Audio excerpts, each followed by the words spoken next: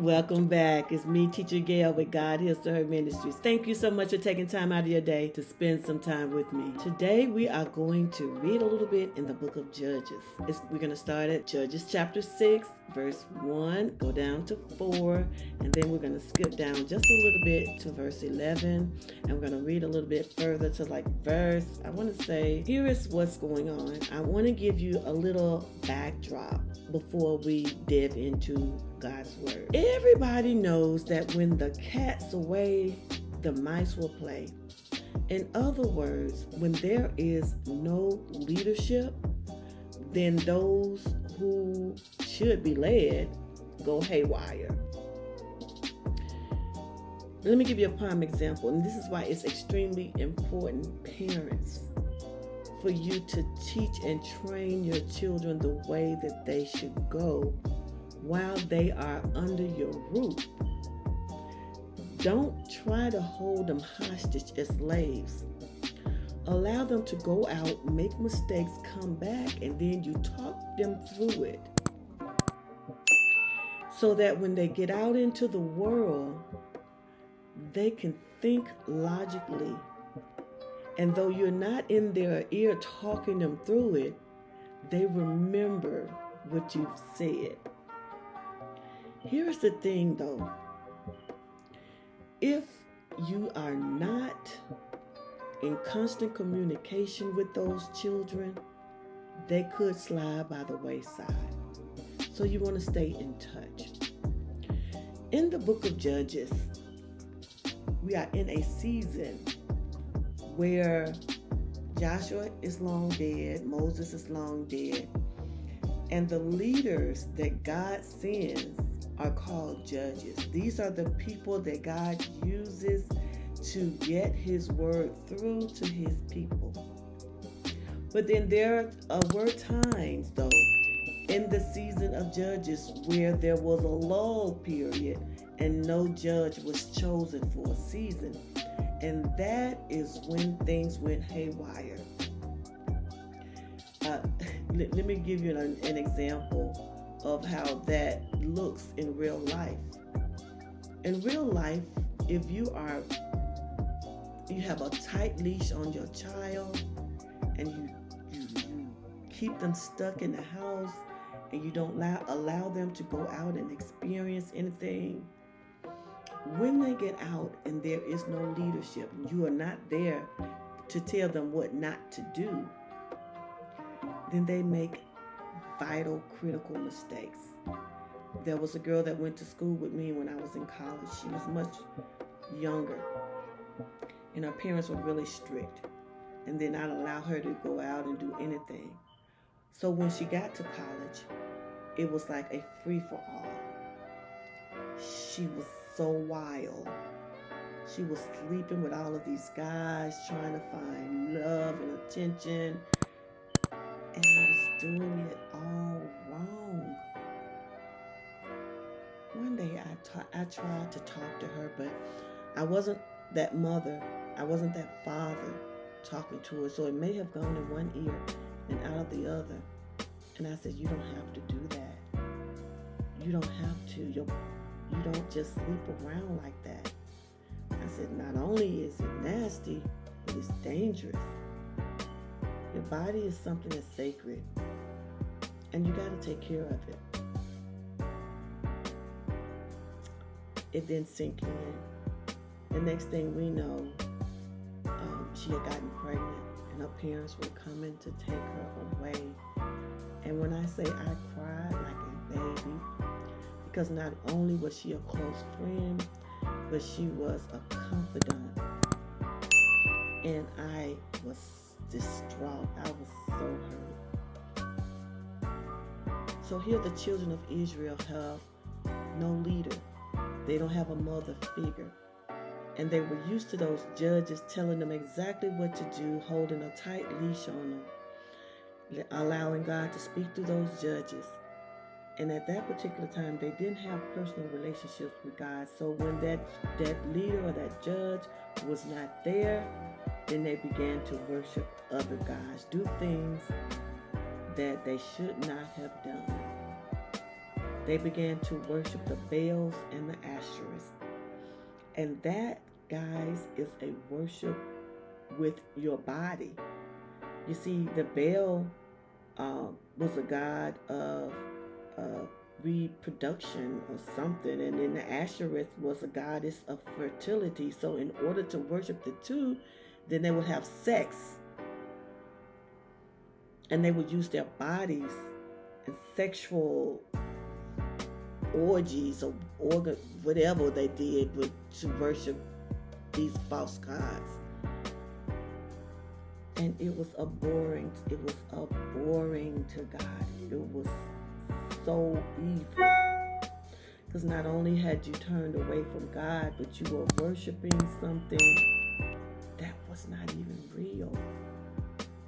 Yes, they had heard about the God of Israel that brought their family out of Egypt. They had heard about him, but in their day and time, they were wondering, where was he? We don't know him. So today's title is, Father, I don't know you. And we're going to go and we're going to start reading chapter 6, verse 1. And the children of Israel did evil in the sight of the Lord, and the Lord delivered them into the hand of Midian for 7 years. And the hand of Midian prevailed against Israel. And because of the Midianites, the children of Israel made them the dens which are in the mountains and caves and strongholds. Put your finger on verse 3, because that's where we're going to start. Go back. I need to talk for a second. The Midianites were once friends of the Israelites. In the days of Moses, remember when Moses ran away from a Pharaoh and he ran to the desert, and he found this family out in the desert and got married and had children? Well, that family was the Midianites. So there was a connection. There was actually a marriage there. And so at one season, the Midianites were actually close to the Israelites. In verse 3, and so it was when Israel had sown, and the Midianites came up, and the Amalekites and the children of the east, even they came up and encamped. And they came up against them. Here's the thing. These are cousins. You had the Amalekites and the children of the east. The children of the east were the children that were probably relatives of Abraham. And the Amalekites. These are all relatives. But because the children of Israel had become so evil, these people were used as a punishment. And so God has said that, okay, I'm going to use these people, and they're going to punish Israel for 7 years. 7 is God's number of completion. So now after the season of 7 years were over, we're going to drop down to verse number 11. To verse 11. The children of Israel had been impoverished by the Midianites and the Amalekites. Because every time they planted food, every time they tried to come up, these people would come in and take everything they had, all their food, everything, all their livestock. And so they started to cry out to God, saying, please, where are you? Help us. And so in verse 11, there came an angel of the Lord and sat under a tree, an oak, which was in Orpah, that pertained to Joash, the Abiezrite, and his son Gideon threshed wheat by the winepress to hide it from the Midianites. So here they are so busy hiding.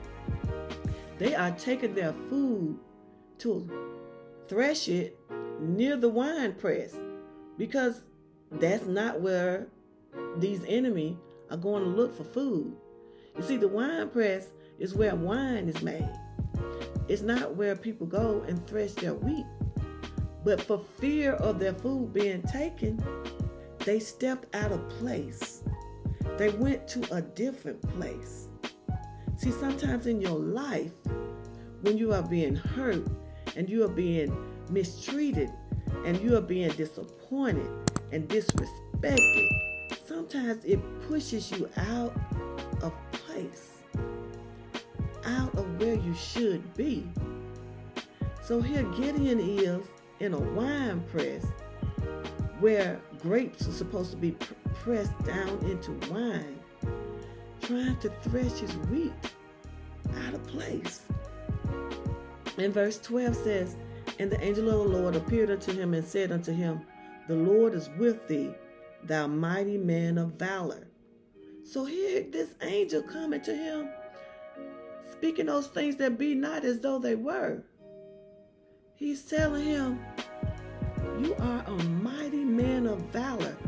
Valor means courageous. You're a warrior. You're a fighter. But here this man is hiding in the wine press, threshing his wheat. But here you come. Now this is the angel of God, of the Lord. Whenever you see the angel of the Lord in the Old Testament, that is the pre-incarnate Jesus.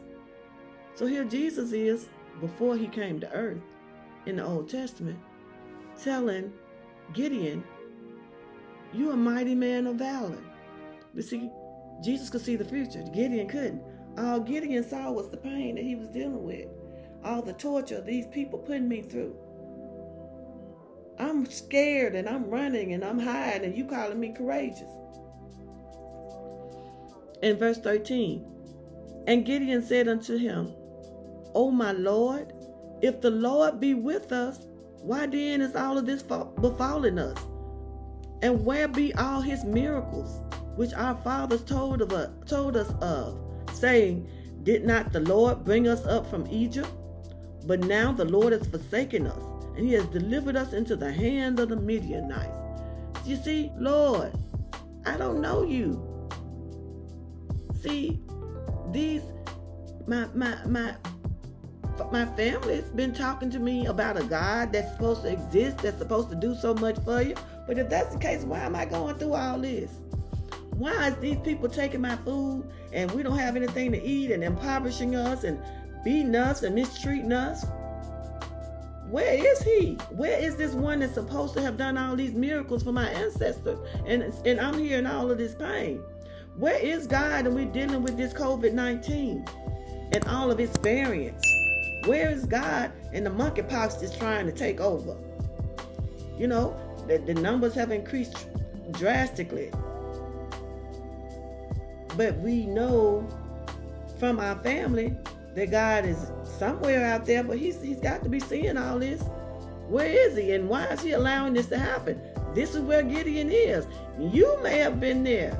You may not have been able to pay your bills. You may have been struggling. You may have had people who you thought loved you step on all your toes and stabbed you in your neck, back, and throat. You may have had an earthly father who you don't even know. And you're wondering, where is he? And so we have that same situation with the Heavenly Father. When we're going through trials and tribulations, we wonder, Father, where are you? And so this is where Gideon is. We have to be realistic. It happens to all of us. And in verse 14, this is what God's reply is. Now, this is Jesus talking. So you're going to see the terms go from Lord to the angel. And the angel of the Lord is Jesus, so they won. So you're going to see that switch. And the Lord looked upon him and said, go in thy might, and thou shalt save Israel from the hand of the Midianites. Have I not sent you? Okay, that's just like a father who has been gone from his family all the lives of their children, and then he shows up one day giving them directions and instructions. Do you think they are apt to believe or listen to him? So this is how Gideon is feeling right about now. In verse 15. And he said unto him, O my Lord, wherefore shall I save Israel? Behold, my family is poor in Manasseh, and I'm the least in my father's house.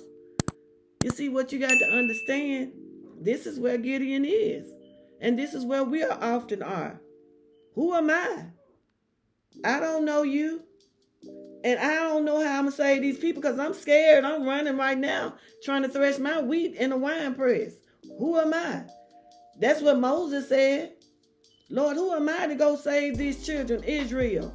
You see, he was a murderer. He had killed somebody. He was a fugitive on the run.